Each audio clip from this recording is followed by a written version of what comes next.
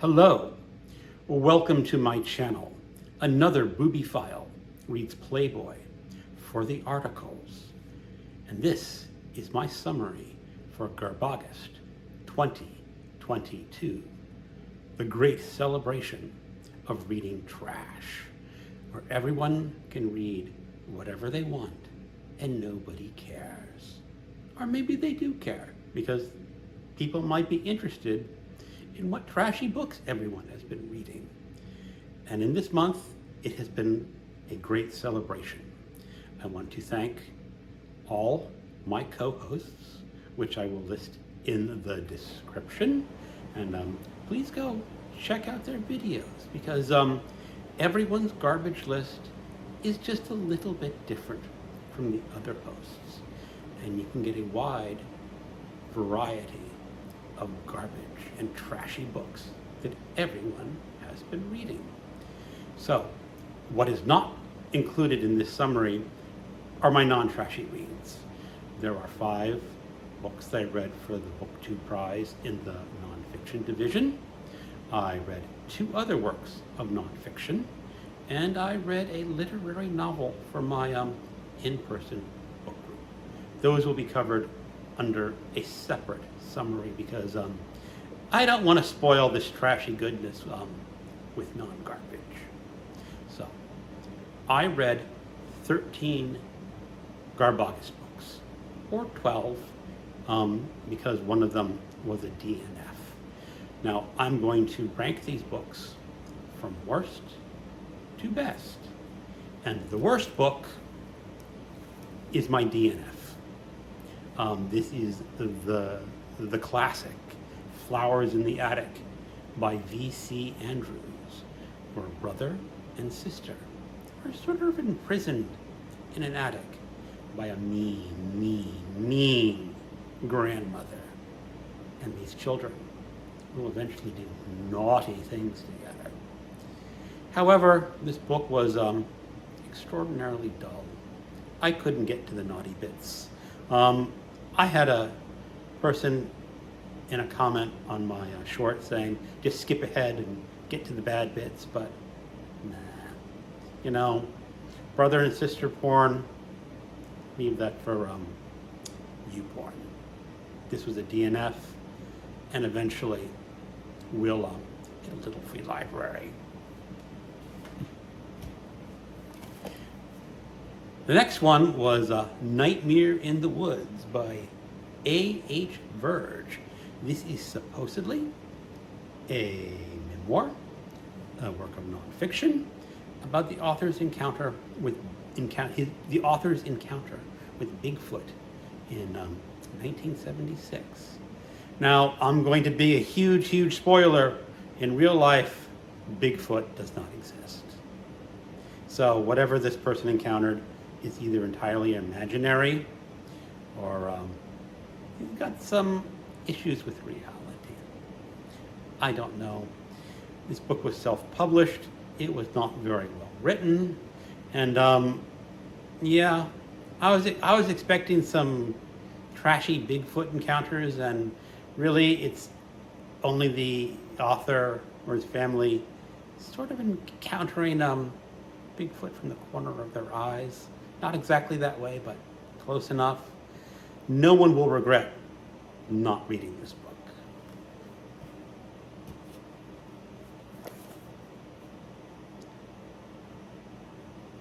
This is the Richard Blade series by Jeffrey Lord, The Crystal Seas. Now, I've got to show this cover again. It has the naked man, the tentacled sea monster, and the girl chained to a rock. This cover is fabulous, but the book itself and the story itself was a little disappointing. I could see the editor receiving the manuscript from Jeffrey Lord, who was a house name, so it could be one of 3 or 4 authors, and telling the cover artist, this book is really dull. You gotta spice it up and give me an extra special cover. Owning this book for the cover is worth it. This is book 16 in the series. I've read the first 4. I just skipped ahead to 16. It really doesn't matter in this series. It's about a secret agent being transported to different dimensions and having wild adventures. I will try to read some more books in this series because I remember some of the earlier books being better than this one. This one just didn't have that oomph.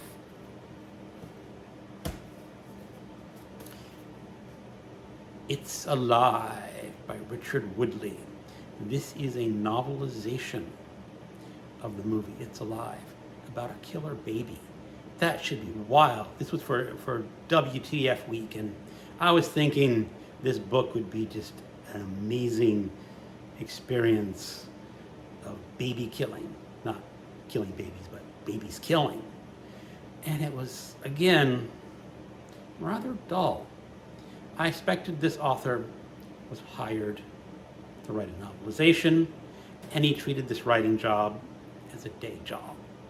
You know, it's sort of like me when I was a computer programmer and my manager sent me a task to write this or that program, to do this or that, and I did it well enough because it was my job, but it was a day job. I really did not care about my day job, and when my day job was over, it was over. And I can just imagine this author writing this book as a day job saying, gotta finish this chapter. Oh, I finished this chapter. Now I can go do what I really want to do. That's what it reads like. And it's not very violent. All the violence is sort of offstage in this book. I know It Comes From the Page really, really likes novelizations and says a novelization isn't automatically trashy. This book isn't trashy in the way that it's really kind of salacious. It's just a dull book. Okay, now we're heading into the books that I sort of liked. This is book 1 by John Saul and the Blackstone Chronicles. This is John Saul's attempt to do a Stephen King's Green Mile imitation, where you have 6 novellas set in a small town, and they're telling a greater story. And the story is about an abandoned insane asylum, only it's not really abandoned. It has something in there. And that thing is sending gifts to people in the town. And the people who receive these gifts, bad things happen. This is in no way a great novella, but it was entertaining. And I am restricting myself to read 1 novella per month, sort of imitation of how it was published. I picked up the whole 6 set for just about $6 at a thrift store, so I will continue next month.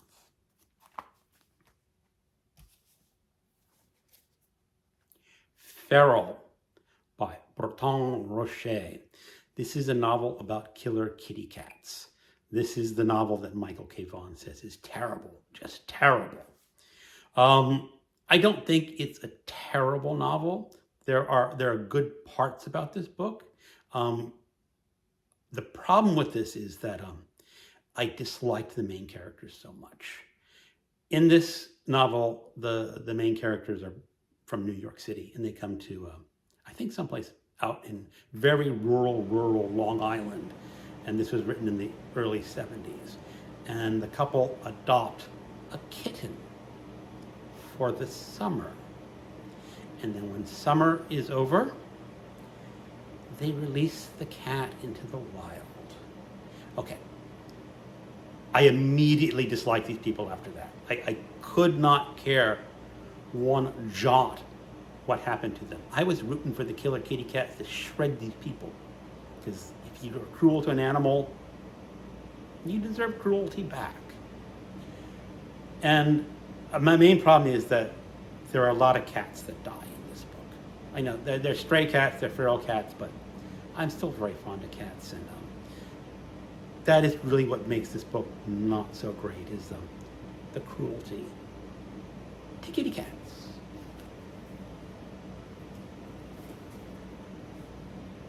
Harold Robbins, 79th Park Avenue. This was written in the 50s. This was a 50s sex novel.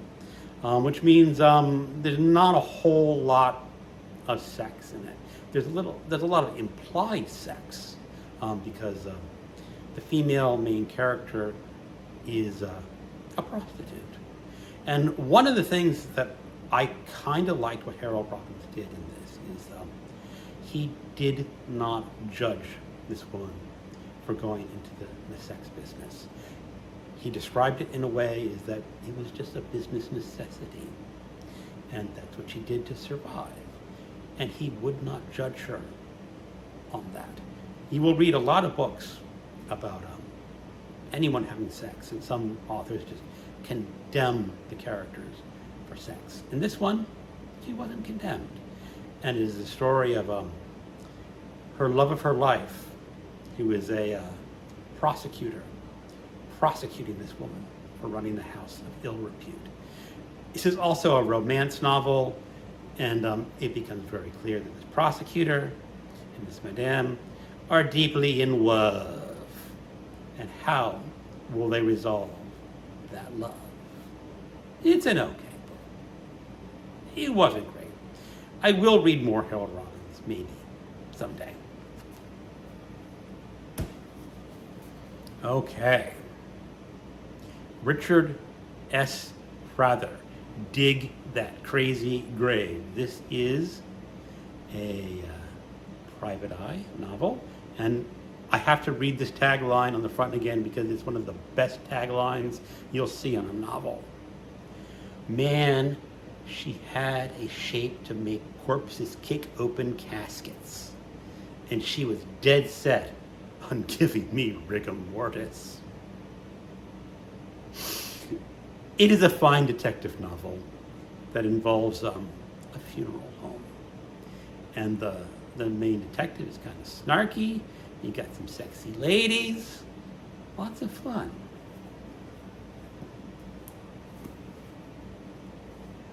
Bloodletter by Warren Newton Beath.